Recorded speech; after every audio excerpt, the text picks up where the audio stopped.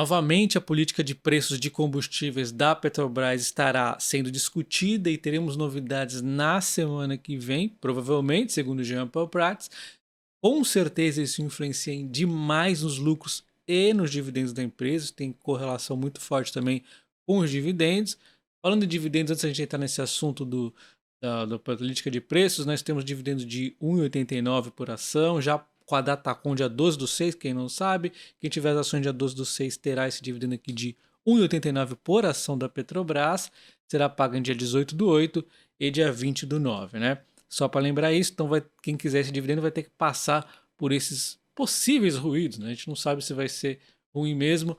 E sobre os dividendos, o discurso é redução de dividendos. Esse é um discurso bem claro, porém não é ruim, dependendo de como for implementado. A diferença entre o remédio e o veneno é a dose. Vamos entender aqui. Então, quanto à política de dividendos, Sérgio Caetano Leite, novo diretor financeiro da estatal, falou que a companhia acompanhará o comportamento dos principais players do setor do petróleo. Vamos ver o discurso. Somos uma empresa global, apesar da sede ser no Brasil, há ADRs listadas na Bolsa de Nova York. Se estamos no estande global, é natural que o nível de dividendos se assemelhe às empresas, às outras majors do petróleo. Tranquilo, ele pode se espelhar a outras grandes empresas internacionais de petróleo. Elas estão num processo de investimento, não pode ficar para trás, já se desendividou do passado, já está arrumadinha, pode seguir nos investimentos. Já tínhamos plano de acelerar os investimentos no governo anterior, teve lá o plano estratégico da empresa elevado no fim do ano, então aquele plano já estava legal ali, um equilíbrio. Quer acelerar um pouco mais os investimentos? Também não será ruim. Quer acelerar muito mais? Vai dar ruim. Por quê? Nos Estados Unidos nós temos ali um incentivo para as empresas estarem investindo porque os impostos são menores, em contrapartida o dividendo tem um imposto maior. Aqui, no momento, nós não temos um imposto no dividendo e o imposto para investir é muito maior, mas é muito maior. Outro ponto é que a Petrobras ela é privilegiada na extração do petróleo. Ela tem um custo aqui fantástico. Ela já tem esse diferencial competitivo que a deixa numa possibilidade de estar pagando maiores dividendos. Então, não pode se esquecer disso. Mas sim, ele pode aqui seguir com recompra de ação, que o plano anterior também tinha, pode seguir investindo na transição energética, no hidrogênio verde, tudo isso tinha no plano anterior.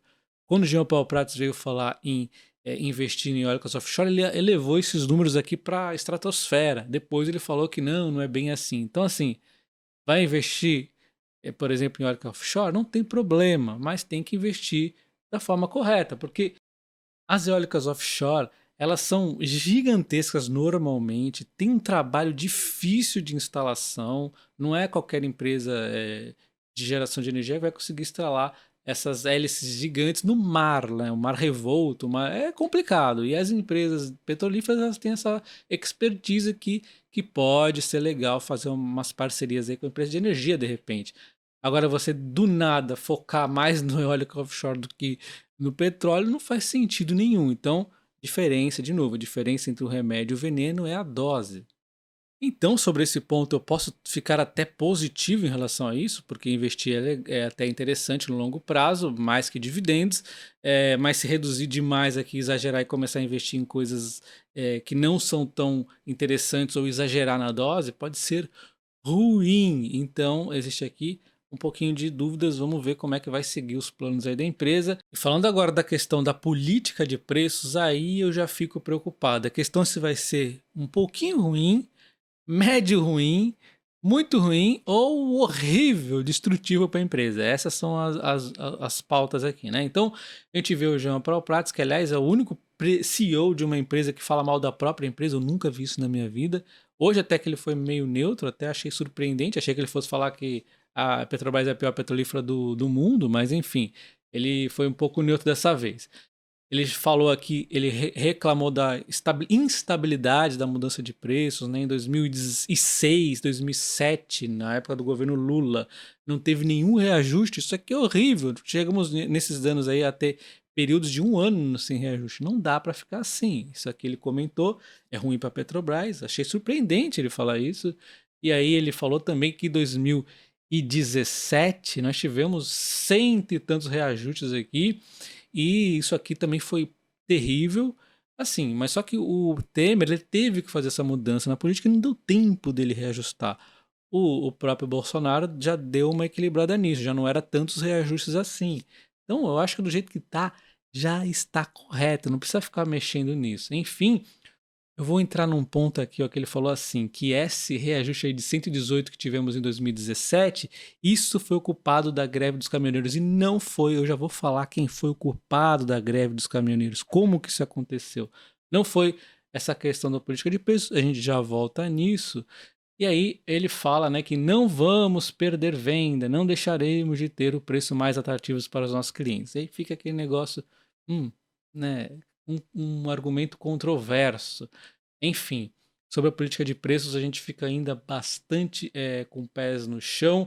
Ele cita aqui a questão do fundo do petróleo, isso aqui, teoricamente, a Petrobras seria positivo, né, onde o governo ia buscar aqui uma estabilização, mas aí quem ia pagar a conta é o governo, ou seja, a gente ia pagar a conta indiretamente de qualquer forma, né, porque não existe mágica, né, não existe um fundo, milagre, agora tá tudo resolvido. Não, alguém paga a conta aí, né?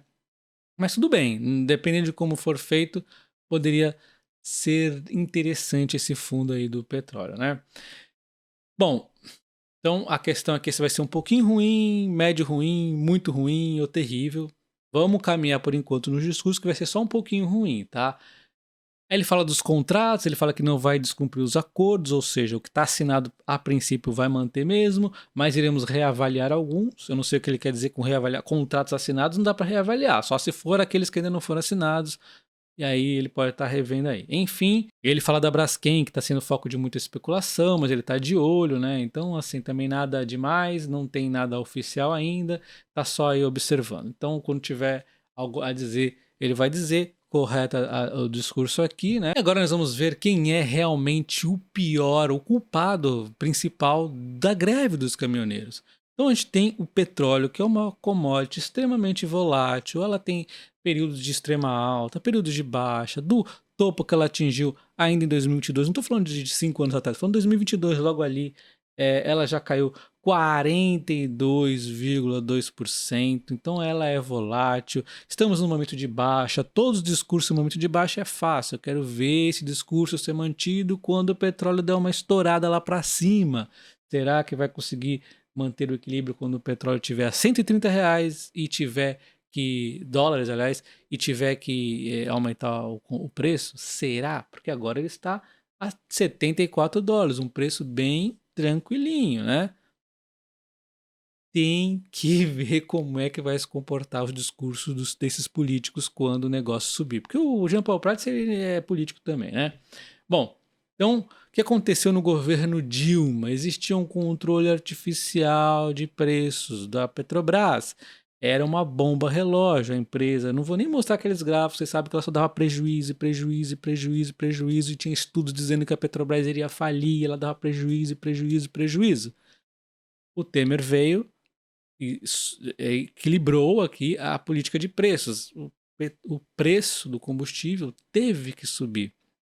E aí, os fretes estavam com dificuldade de ter essa alta. Por que aconteceu a greve dos caminhoneiros? Foi o aumento de combustível? Ou será que foi o controle de preços que interviu no funcionamento normal do capitalismo? Ou você tem capitalismo ou você não tem capitalismo. Você não tem que ficar intervindo. Só que não foi só isso.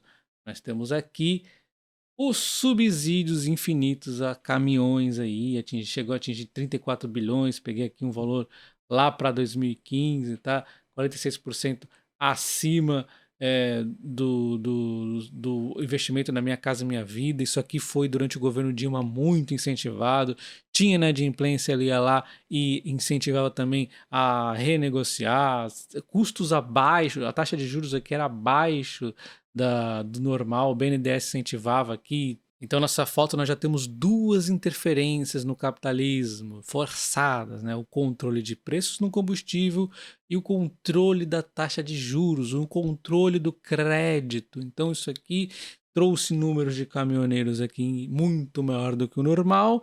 Tinha preços da gasolina barato, caminhões para todo quanto é lado, independente do preço do combustível. já estaria um problema muito sério, porque independente de ter aumentado o combustível ou não, a quantidade de caminhoneiros é que estava dificultando o frete ter um ponto de equilíbrio. É oferta e procura, é assim que funciona a economia. Tinha muitos caminhoneiros para poucos fretes.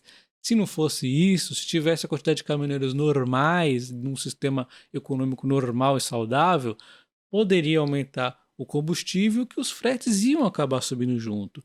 Porém, interviu aqui e interviu aqui. Interviu nos dois lados, deu M, né? Deu muita M, por culpa da Dilma e do PT.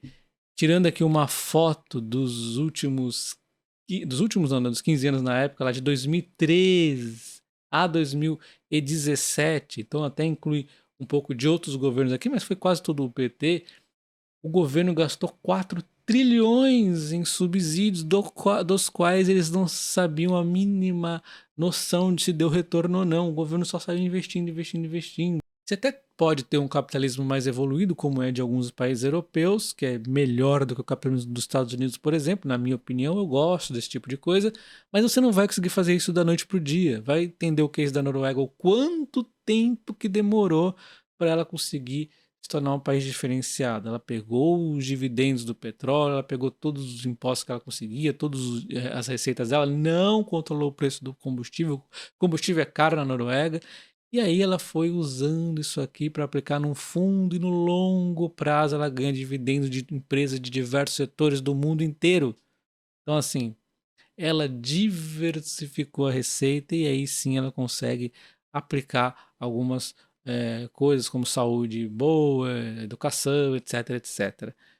Só o longo prazo vai trazer uma solução. Medidas de curto prazo normalmente são porcarias e é isso que nossos governos sempre fazem. Um abraço, até o próximo vídeo. Valeu!